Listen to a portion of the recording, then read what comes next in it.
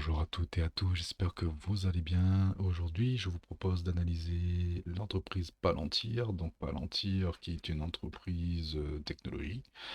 Pour ce faire, je vais faire une petite présentation de Palantir, puis nous passerons à l'analyse du rapport financier. Nous passerons ensuite également sur Coifin pour regarder un petit peu les fondamentaux de l'entreprise et nous finirons par une analyse graphique. Si le contenu que je propose tu l'apprécies, n'hésite pas à liker et à partager la vidéo. Surtout, n'hésite pas aussi à me suivre sur les différents réseaux sociaux. Ceci étant dit, donc passons à Palantir. Donc Palantir, comme je vous disais au départ, c'est une entreprise technologie.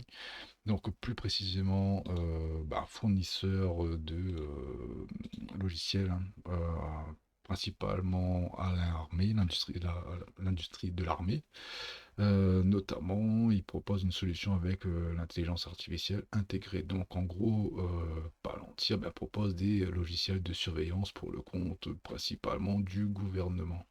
Qu'est-ce qu'on peut dire de Palantir? Donc, alors, le point fort de Palantir, c'est tout simplement, comme je disais tout à l'heure, c'est qu'ils fournissent des logiciels pour la guerre. Donc, ils ont un operating system pour la guerre et, on va dire, le réarmement de l'US. Ils ont adopté de manière massive, comme je disais aussi, l'IA, des agents IA en fait, qui permet, dans les entreprises ou pour le gouvernement américain, d'extirper des données, de les analyser très rapidement. Donc c'est ça le cœur d'activité de Palantir. Par contre, ce qu'on peut dire de Palantir, ce qui est un peu, on va dire, le point un peu négatif, c'est que, comme j'avais été à plusieurs reprises maintenant, c'est qu'ils sont très dépendants du gouvernement américain. Et aussi, l'aspect surveillance, collecte de données, en fait, on va dire qu'on n'a pas une image très positive de Palantir. Maintenant, si je passe au dirigeant, donc le dirigeant c'est Alexander Kimon, qui a 58 ans, qui est l'un des cofondateurs de Palantir. Donc je crois que Palantir ils sont deux, donc il y a Alexander Kimon et Peter Thiel qui ont créé Palantir et ça fait 23 ans que le CEO est à la tête de l'entreprise, donc ça c'est plutôt positif. Ceci étant dit, petite présentation finie, on va passer au rapport financier que j'ai ici. Donc, le rapport financier, je vais pas vous le lire en entier, mais je vais parcourir notamment les quelques petites données financières qui sont mises en avant dans ce rapport.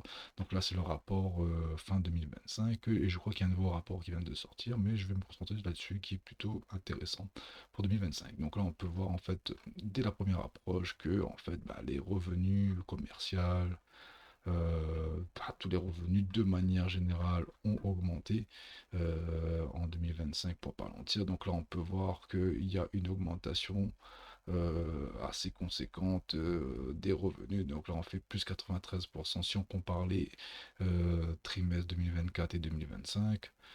Pareil pour le revenu commercial, pour la croissance du revenu commercial, pour la croissance du revenu lié au gouvernement américain. Donc, on voit que les résultats de Palantir sont excellents. En fait, il n'y a rien d'autre à dire, quel que soit le secteur d'activité. En fait, Palantir fait des marges phénoménales et accroît son business de manière fulgurante. Donc là, on peut dire que en termes de fondamentaux, Palantir est très rassurant déjà. Donc c'est pour cela que je vous propose de passer directement aux chiffres financiers sur Coifin.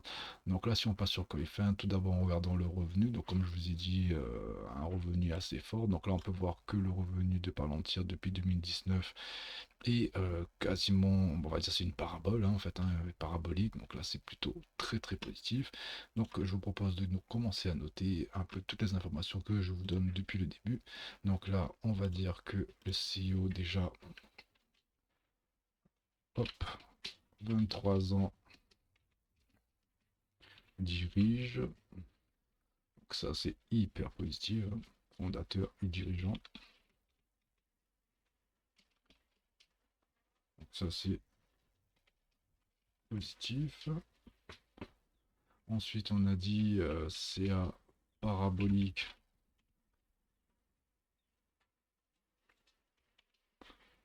Ça c'est très bien. Donc rapport financier positif, que des augmentations partout. Qu'est-ce qu'on a dit? Bah, point négatif, contrat gouvernement américain. Ça, on va dire c'est négatif parce qu'en fait, le gouvernement américain peut changer de prestataire à tout moment. Et surtout, Palantir, il me semble que le vice-président américain a des parts assez importantes. Donc ça, pareil, ça peut changer à tout moment. Donc ça c'est un point pour moi négatif. Ok, donc je vous propose d'avancer. Donc là, on a dit que le CA était parabolique, donc ça c'est super positif. Donc ici, maintenant, si on regarde la marge nette, donc la marge nette, on peut voir elle est de 36%, donc ça c'est plus que bien. Une marge nette de 36%, c'est très très bien. 36%, donc on va calculer combien ça fait. Ça fait. Alors, on va prendre le CA de Palantir qui est de 4,48 milliards ici, qu'on va faire fois 36%. Ça nous fait une marge nette de 1,62 milliard, qui est plutôt pas mal. 2 milliards.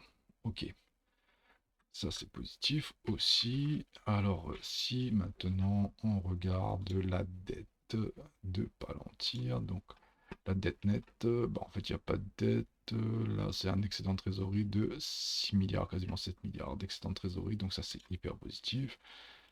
On va mettre pas de dette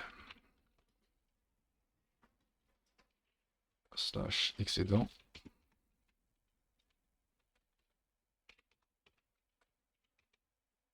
7 milliards. Donc ça, positif.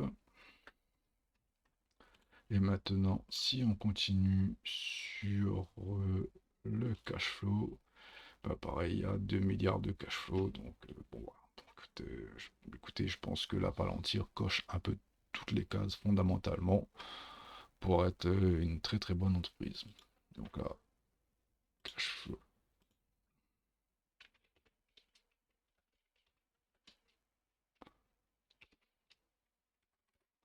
2 milliards. Ok, donc ceci étant dit, donc là si on fait un petit résumé, on a un dirigeant qui a créé la boîte depuis 23 ans et qui est toujours là. On a un chiffre d'affaires qui est parabolique, donc ça c'est très très bien. Moi le point négatif que j'ai noté c'est que bah, ils ont des contrats gouvernementaux avec le gouvernement américain, donc ça peut sauter à tout moment, donc c'est un point négatif. La marge nette de 36%, ça c'est très très bien. Pas de dette, excédent de trésorerie de 7 milliards, un cash flow de 2 milliards. Donc là, en gros, en cash flow plus l'excédent de trésorerie, on a deux fois plus que le chiffre d'affaires annuel. Donc ça c'est très très bien, plus que bien. Ok, maintenant, à quel prix acheter Palantir? Donc là, au jour d'aujourd'hui, quand je vous parle, il est aux alentours de 129 euros, 130 euros.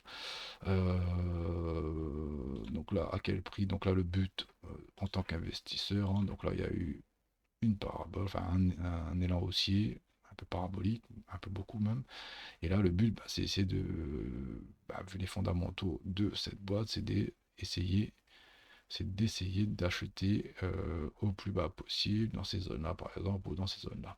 Et pour nous donner un ordre de grandeur, on va essayer de regarder le PER, donc le Price Earning Ratio. Donc ici, donc alors je vais me permettre d'enlever un peu les autres paramètres qu'on n'a plus besoin. Donc ici, on peut voir qu'on a un price earning ratio aux alentours de 300, donc en moyenne 300 fois les bénéfices. On a un pic aux alentours des 500 au plus haut et au bottom à environ 142. Donc de vous à moi, un price earning ratio supérieur à 20, pour moi c'est énorme. Et là, en fait, on constate que bah, en fait, l'entreprise, effectivement, elle a de très bons fondamentaux, un bon chiffre d'affaires, une belle marge nette, etc., tout ce que vous voulez. Mais le souci, c'est que bah, en fait, l'entreprise, pour moi, est surévaluée dans le sens où bah, en fait, on a des price earning ratio de fou, quoi. Donc ça veut dire que bah, en fait, dès le début de son entrée en bourse, bah, cette entreprise a été clairement surcoté, surévalué. Donc pour moi, acheter ce genre de d'action, c'est risqué parce que bah, en fait, il y a une grosse surévaluation. Et un jour, il suffit que bah, il y a quelqu'un qui mette le doigt sur un truc dans le rapport financier et on va dire que le château de cartes pardon, peut s'écrouler. Donc pour moi, les entreprises qui sont surévaluées à ce point-là, faut faire très attention. Mais attention, si vous voulez faire un investissement intéressant, bah, en tout cas, cette entreprise a tout ce qu'il faut. Hormis pour moi, bah, en fait, en gros, si vous voulez bien, vous achetez, là, en ce moment, si vous achetez 205 fois ce que vaut réellement l'entreprise. Donc c'est énorme, énorme. Bref, ceci étant dit, donc nous, si, voilà, après tout ce qu'on a dit, hein, au niveau des fondamentaux, etc., on veut investir dans Palantir, et franchement, ça donne envie qu'on regarde un petit peu le rapport financier, les fondamentaux, etc., ben nous, le but, ça va être d'essayer d'acheter le plus loin possible de la moyenne ici. Donc là, en fait, on va essayer d'acheter les price earning ratio les plus bas. Donc moi, je vous propose de calculer le prix de Palantir pour un PER de 150, pour un PER de 170, donc ici, et pour un PER de 200, à peu près là où on est en ce moment. Alors, pour ce faire, on va prendre la marge nette qu'on va diviser, enfin on va multiplier par le price earning ratio et on va diviser par le nombre d'actions en circulation. Donc pour le nombre d'actions en circulation, on va venir ici, on va taper nombre et cela va apparaître. Donc là on a 2,38 milliards d'actions en circulation, grosso modo. On a une marge nette de 1,2 milliards, donc voilà encore ici, donc on va multiplier par le price earning ratio, donc là on a dit 150, divisé par 2,38 milliards d'actions en circulation, et ça nous fait 101 dollars. Donc on va noter ça, attends, on va le mettre directement, ça va aller beaucoup plus vite. Donc 101 dollars. Allez, on est ici. On va mettre ça comme ceci et on va mettre PER 150. Pour moi, PER 150, ça me fait mal de l'écrire parce que c'est tellement élevé que. Enfin bref. Alors, on va essayer de rattacher ça ici. Maintenant, pour un PER de 170 fois 170 divisé par le nombre d'actions en circulation, on fait 115.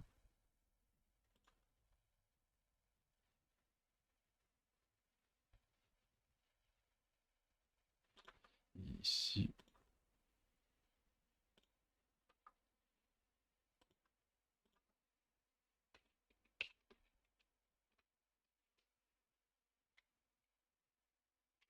PER 170, ici. Et pour finir, on va calculer APER 200. Donc on refait exactement le même calcul. Ici, donc la marge nette fois le PER divisé par le nombre d'actions en circulation. Ça nous fait 136. Donc légèrement plus haut ici. Alors pourquoi il y a une différence? C'est parce que en fait, des fois, le calcul du prix réel est fait. Bah, déjà, là, je ne suis pas en contrat ajusté, donc il y a plusieurs types de contrats. Et surtout, bah, des fois, il y a un petit réajustement pour calculer le prix. Donc là, on est à 136. Donc ici, on va mettre ça en vert. PE 200.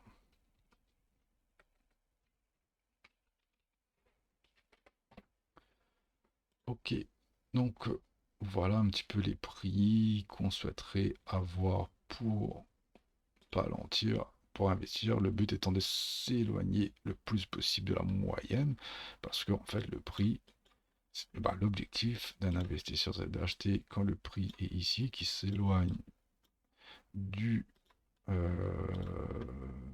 va dire, de la moyenne price earning ratio, pour pouvoir en fait revendre ici quand le price, quand l'action est surévaluée, c'est-à-dire quand le prix de l'action s'éloigne de la moyenne et on va essayer de revendre ici, tout simplement. Ça, c'est ça un peu le but. Donc acheter bas et vendre haut. Donc ceci étant dit, on va passer à l'analyse graphique. Donc là, ici, première chose, alors on peut regarder quelques petits indicateurs. Donc déjà, on peut voir un Ishimoku ici. Donc là, si on regarde Ishimoku ici, on en est dans une phase haussière. Mais par contre avec un petit retracement. Donc là, on a perdu la Tenkan et on va aller probablement visiter la Kijun ici, donc aux alentours des 111 $. Donc là, ici déjà, on a un point d'investissement qui est plutôt pas mal, c'est le PER 70 et la Kijun. Première chose. Deuxième chose, on va prendre un autre indicateur que j'aime bien, qui est le retracement de Fibonacci. Donc là, on va prendre le plus bas et le plus haut, ici. Donc là, on peut voir un premier objectif assez intéressant aux alentours des 38,2 qui correspond au PER 200. Donc là, ça peut être une première zone d'achat ici, en ce moment, donc c'est plutôt pas mal. Deuxième zone qui rejoint un petit peu la Kijun, c'est le retracement des 50%, donc la zone premium, discount. Donc là où le prix, en fait, en gros, on a retracé 50% de son mouvement ici. Donc ça, ici, c'est une zone plutôt intéressante. Et la règle de Fibonacci veut que si on casse les 38,2, on va visiter les 61,8. Donc là, pour moi, la zone, on va dire un peu ultime pour investir, ça serait les ici les 82 à 48 $. Mais là, c'est vraiment, on va dire, il y a un gros retracement sur le marché qui a un peu un signe noir.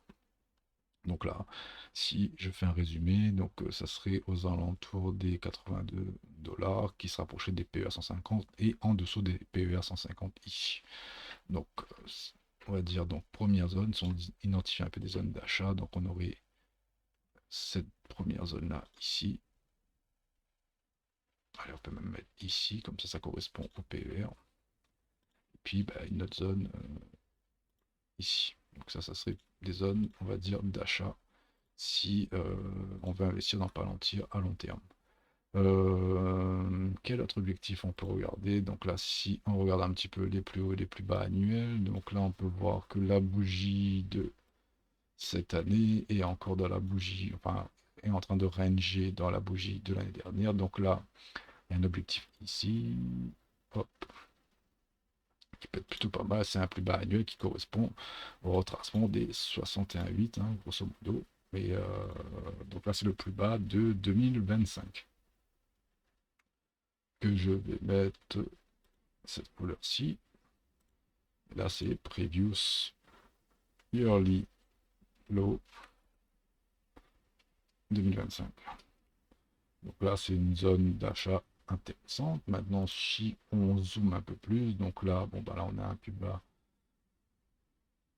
annuel aussi ici, donc ça peut être intéressant. Et puis, ici, on a des plus bas annuels aussi ici, hein, aux alentours des 105.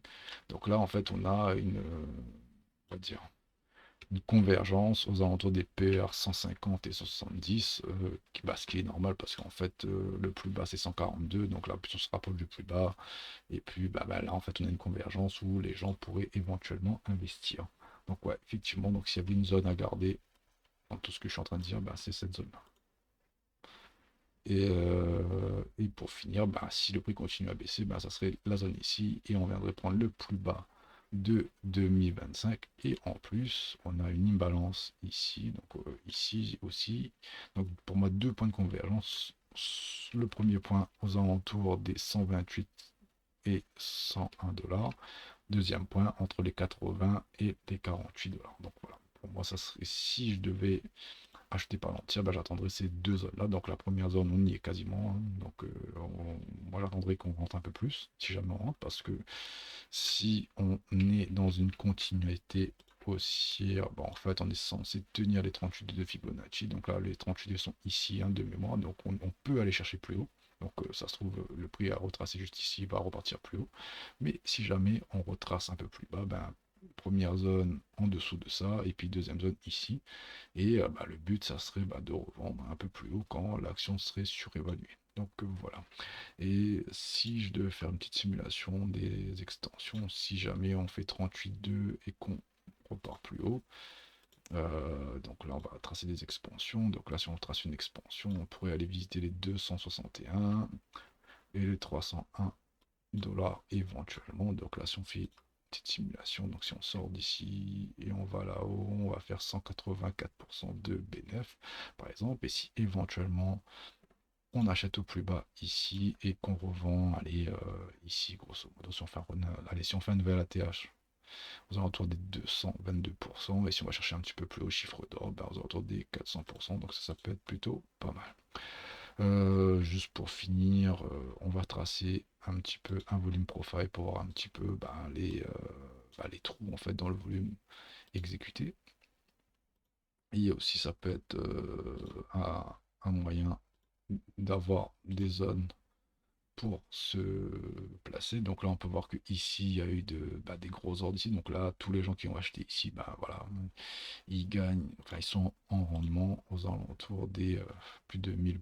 Donc c'est plutôt pas mal, hein. Et ici, bah, on peut voir qu'il y a des trous ici et éventuellement des trous ici. Donc là, le prix est revenu. Donc la prochaine zone aurait des trous à combler, ça serait ici éventuellement. Donc comme je vous le dis depuis le début, je pense que ici il y a une bonne zone de convergence où on peut commencer à se placer. Donc voilà, donc j'ai pas plus de choses à dire sur Palantir, donc n'hésitez pas à liker et à partager cette vidéo et je vous souhaite une excellente semaine de trading et je vous dis à bientôt, ciao bye.